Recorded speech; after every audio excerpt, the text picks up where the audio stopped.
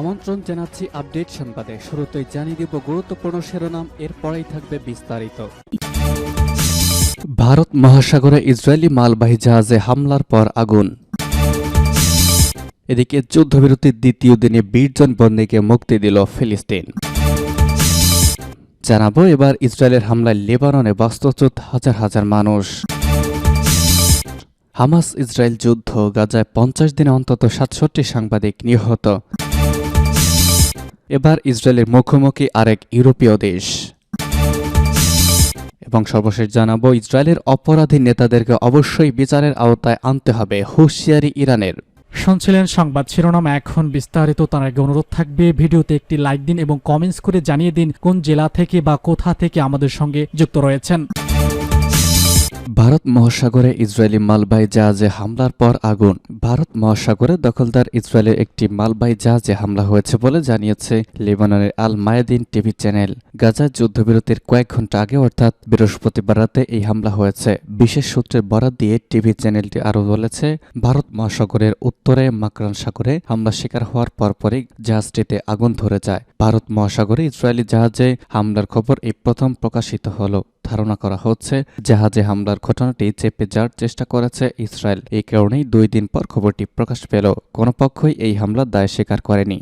এর আগে লোহিত সাগর থেকে ইসরায়েলের একটি জাহাজকে আটক করে ইয়েমেনের সামরিক বাহিনী। তারা ওই জাহাজটি এখন ইয়েমেনের বন্দরে নিয়ে গেছে। ওই জাহাজটি আটক হয়ে যাওয়ার খবরও প্রকাশে গড়িমসি করেছিল ইসরায়েল। এরপর আল মায়াদিন টিভি চ্যানেল ইয়েমেনি সূত্রে বরাত দিয়ে জানায়, গাজা ইসরায়েলি গণহত্যার প্রতিবাদে ইয়েমেনিরা ইসরায়েলি জাহাজ গ্যালাক্সি লিডার আটক করতে সক্ষম হয়েছে।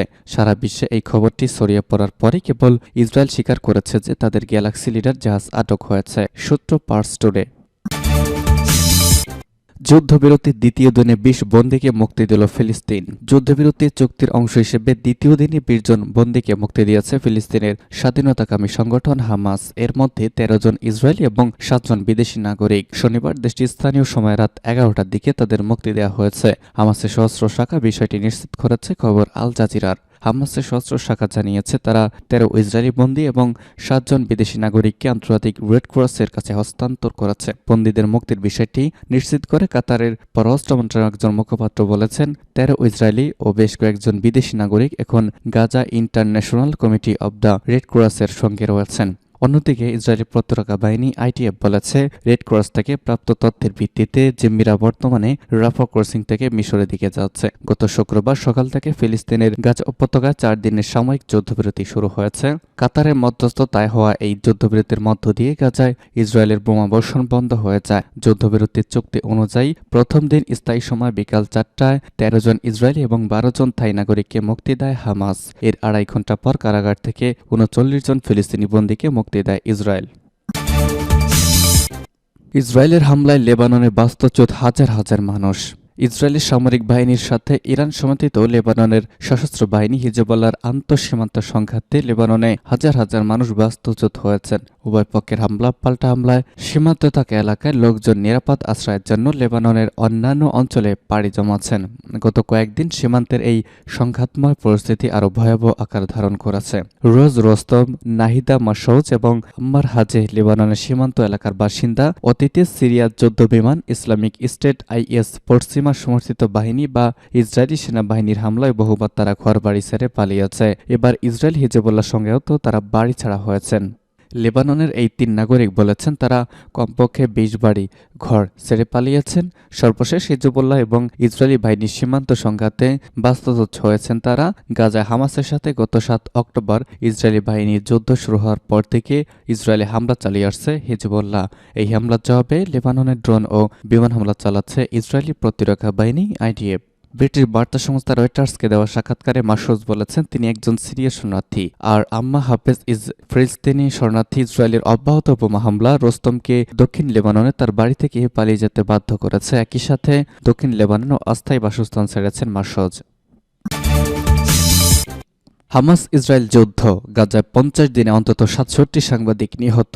অবরুদ্ধ গাজা উপত্যকার হামাস ইসরায়েল যুদ্ধের সংবাদ সংগ্রহ করতে গিয়ে গত 50 দিনে অন্তত 67 জন সাংবাদিক ও গণমাধ্যম কর্মী নিহত হয়েছেন। শনিবার গাজার গণমাধ্যম বিষয়ক সরকারি কার্যালয় হামাস ইসরায়েল যুদ্ধে সাংবাদিকদের প্রাণহানির এই তথ্য জানিয়েছে।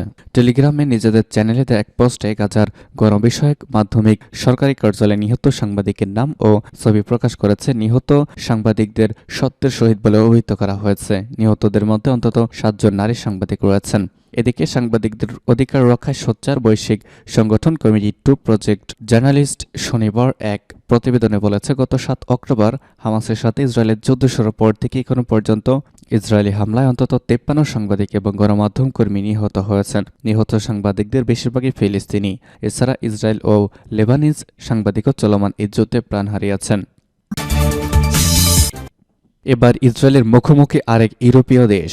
দিনের পর দিন ধরে ফিলিস্তিনের গাজায় অমানবিক অত্যাচার চালিয়ে আসছে ইসরায়েল, তবে কখনোই এটি স্বীকার করে না দেশটি, বরং সন্ত্রাসবাদের ধোঁয়া দিয়ে প্রায় নিরপরাধ ফিলিস্তিনি হত্যায় মেতে উঠেছে তেল আবিব। এসব অবৈধ কর্মকাণ্ডের প্রতিবাদে যখন দেশ ব্যক্তি গলার স্বর উঁচু করেছেন, তখন তাকে শত্রু জ্ঞান করেছে ইসরায়েল। তেল আবিব সফররত স্পেনের প্রধানমন্ত্রীর সঙ্গে এমনটি ঘটেছে এবার। গাজা উপত্যকায় নির্বিচারে ফিলিস্তিনিদের হত্যা নিয়ে মন্তব্য করায় স্পেনের সঙ্গে বিবাদে জড়িয়েছে ইসরায়েল। স্পেনের প্রধানমন্ত্রী পেদ্রো সানচেজ বৃহস্পতিবার ইসরায়েল সফরে এসেছেন। সফরে ইসরায়েলি প্রধানমন্ত্রী বেনিয়ামিন নেতানিয়াহু প্রেসিডেন্টের সঙ্গে দেখা করেছেন। বৈঠক শেষে গাজার হত্যাকাণ্ড নিয়ে নিজের মতামত প্রকাশ করেছেন স্প্যানিশ প্রধানমন্ত্রী, আর তাতেই নাখোশ হয়েছেন বেনিয়ামিন নেতানিয়াহু। পেদ্রো সানচেজ বলেছেন, ইসরায়েল হামলায় যে পরিমাণ ফিলিস্তিনি নিহত হয়েছেন সেটি মানা যায় না। হামাসের হামলা জবাবে কয়েক হাজার শিশুসহ নিরীহ বেসামরিক মানুষের মৃত্যু হতে পারে না, এটি অবশ্যই নিন্দনীয়। ইসরায়েলকে এই হত্যাকাণ্ড থামাতে হবে। স্পেনের প্রধানমন্ত্রীর সঙ্গে এদিন ইসরায়েলে গিয়েছিলেন বেলজিয়ামের প্রধানমন্ত্রী আলেকজান্ডার ডিক্রো। স্পেনের প্রধানমন্ত্রীর সঙ্গে সুর মিলিয়ে ফিলিস্তিনে ইসরায়েলি হামলার নিন্দা জানিয়েছেন তিনিও।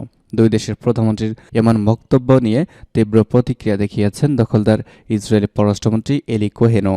তিনি দাবি করেছেন, স্পেন ও বেলজিয়ামের প্রধানমন্ত্রী মিথ্যা তথ্য ছড়াচ্ছেন এবং সন্ত্রাসবাদকে সমর্থন দিচ্ছেন। স্পেন ও বেলজিয়ামের রাষ্ট্রদূতদের ডেকে তীব্র নিন্দা জানানোর হুমকিও দিয়েছেন ইসরায়েলি পররাষ্ট্রমন্ত্রী। গত 7 অক্টোবর ফিলিস্তিনি সশস্ত্র গোষ্ঠী হামাস ও ইসরায়েলের মধ্যে যুদ্ধ শুরু হয়েছে। ওই দিন ইসরায়েলের বিভিন্ন অবৈধ বসতি লক্ষ্য করে হামলা চালিয়েছিল হামাস। ওই হামলার প্রতিশোধ নিতে গাজায় বর্বর ও নির্বাচন নির্বিচারে বিমান হামলা চালানো শুরু করেছে দখলদার ইসরায়েল। এতে এখনো পর্যন্ত প্রায় 15,000 ফিলিস্তিনি মৃত্যু হয়েছে, যার প্রায় 70% হল নারী ও শিশু। স্পেনের প্রধানমন্ত্রীর আগে যুক্তরাষ্ট্রের পররাষ্ট্রমন্ত্রী অ্যান্টনি ব্লিংকনও বলেছিলেন, গাজায় ইসরায়েলের হামলায় অনেক বেশি ফিলিস্তিনির মৃত্যু হয়েছে, তবে তার বক্তব্যে ইসরায়েলকে নিন্দা জানানো কোনো বিবৃতি ছিল না। ইসরায়েলের অপরাধী নেতাদেরকে অবশ্যই বিচারের আওতায় আনতে হবে, বলছে ইরান।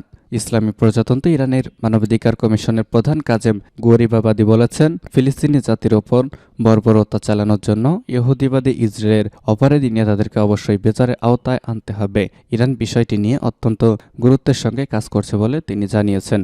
গত রাতে আরবি ভাষার টেলিভিশন চ্যানেল আল আলমকে দেওয়া সাক্ষাৎকারে ইরানের মানবাধিকার বিষয়ক উচ্চ পরিষদের সচিব কাজেম গরিবাবাদী কথা বলেছেন। তিনি বলেছেন, ইসরায়েল সরকারের অপরাধী কর্মকর্তাদেরকে অবশ্যই বিচারের মুখোমুখি করতে হবে। এই বিষয়টিতে ইসলামী প্রজাতন্ত্র বিশেষ গুরুত্ব দিয়েছে।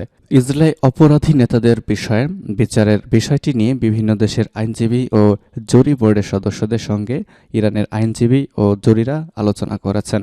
ইরানের বিচার বিভাগও অন্য মুসলিম দেশগুলোর সঙ্গে বিষয়টি নিয়ে মত বিনিময় করেছে।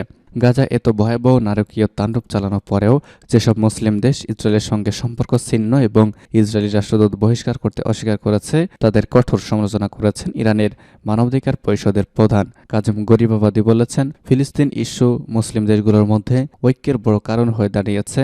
সে কারণে আশা করা হচ্ছে মুসলিম দেশগুলো তাদের আচরণের ব্যাপারে সতর্ক হবে এবং কথা অনুযায়ী কাজ করবে। সূত্র জানাচ্ছে পার্স টুডে।